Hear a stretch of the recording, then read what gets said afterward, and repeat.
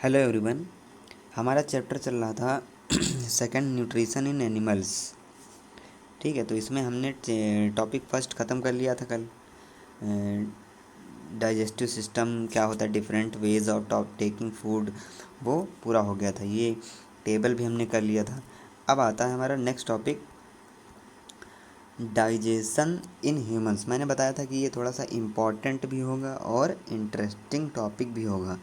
तो चलिए इसको शुरू करते हैं। इसमें क्या है, कैसे, ये सब जानेंगे आज इस वीडियो में। वीडियो को शुरू करने के पहले मैं बताना चाहूँगा कि अगर आपने पिछले चैप्टर्स की वीडियोस नहीं देखी हैं तो आप आई बटन को टच करके या फिर अभी लास्ट में थंबनेल बन के आएंगे, उनको आप टच करके पिछले चैप्टर की वीडियो देख लीजिए, क्योंकि अगर आप वो नहीं देखेंगे तो आपको ये चैप्टर समझने में थोड़ी सी कठिनाई होगी। ठीक है, उसमें मैंने टेस्ट भी कराया था। तो इस चैप्टर को आप लोग, तो चलिए ये टॉपिक शुरू करते हैं। हम अपने भोजन को, अपने फूड को अपने माउथ के थ्रू इनटेक करते हैं और उसको फिर डाइजेस्ट करते हैं, फिर उसको यूटिलाइज करते हैं। यूटिलाइज मतलब उसको कौन से काम में लेते हैं, उससे एनर्जी लेते हैं, उससे हम लोग चलते फिरते हैं। फूड ना लें तो हम लोग चल फिर नहीं पाएंगे, एनर्जी मिलती है। तो ये हुआ यूटिलाइज। अब जो अनयूज्ड पार्ट होता है उसको हम लोग डिफिकेट कर देते हैं, मतलब कि अपने शरीर से बाहर निकाल देते हैं। अब कभी आपको क्या ये सोच के वंडर हुआ कि ये फूड का होता क्या है हमारे बॉडी के अंदर, कैसे क्या इसका सिस्टम होता है, पचता कैसे है, ये सब डाइजेस्ट कैसे होता है? फूड जो है हमारे बॉडी में एक कॉन्टीन्यूअस कैनाल होती है। क्या होती है? कॉन्टीन्यूअस कैनाल होती है। नहर जानते हैं, कैनाल को बोलते हैं नहर। यहाँ पे नहर नहीं, लेकिन पाइप समझिए आप। एक पाइप होता है, वो कॉन्टीन्यूअस होता है, फूड उसी में पास होता है। अभी मैं आपको इधर ये वाला डायग्राम दिखाऊंगा, तो फिर आप ध्यान से उसको समझिएगा। आपको इतना आसानी से ये टॉपिक समझ में आ जाएगा, बस आप थोड़ा सा कंसंट्रेट करिए। फूड जो है वो कॉन्टीन्यूअस कैनाल जिसको बोलते हैं, उससे पास होता है, उसी में वो उसका डाइजेशन होता है। कैसे होता है चलिए देखते हैं। तो इसमें शुरू कहाँ से होता है? बक्कल कैविटी से शुरू होता है। माउथ को, जहाँ पे हम लोग फूड को इनटेक करते हैं, उसको बोलेंगे बक्कल कैविटी। और एंड कहाँ पे होता है ये कैनाल? ये एंड होता है एनस पे। ठीक है, अब इस कैनाल को बहुत सारे पार्ट्स में डिवाइड किया गया है। अब इनको देखिए, नंबर 1 पे कैनल जो है उसको बोलेंगे बक्कल कैविटी। क्या बोलेंगे? Buccal cavity. नंबर 2 पे बोलेंगे फूड पाइप। फूड पाइप का है दूसरा नाम होता है ईसोफेगस। क्या होता है? ईसोफेगस।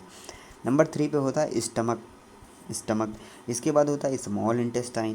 Small intestine. इसके बाद है लार्ज इंटेस्टाइन। इसके बाद है लार्ज इंटेस्टाइन जाके कहाँ पे ख़त्म हो रहा है? रेक्टम में। कहाँ पे? रेक्टम में। इसके बाद क्या है? एनस है।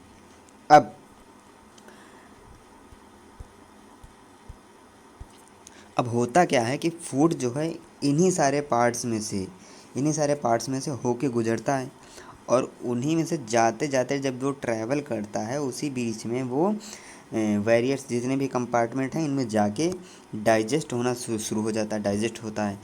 अब देखते हैं आगे।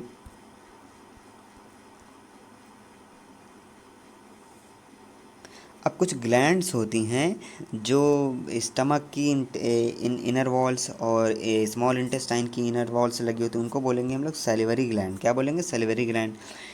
इन ग्लैंड्स की मदद से क्या होता है, इन ग्लैंड्स का वर्क क्या होता है, वो आगे के चैप्टर्स में हम लोग देखेंगे। यहाँ पे थोड़ा सा आप ओरली ऐसे समझ लीजिए कि इन्हीं की वजह से फूड जो है आसानी से उस पाइप में, उस कैनल में मूव कर पाता है, आगे बढ़ पाता है। ठीक है, अब इसके बाद है the liver and the pancreas secrete digestive juices. Digestive juices हमने अभी पिछले ही चैप्टर में पढ़ा था, जो राइजो बीएम ने यूज़ किया था, है ना।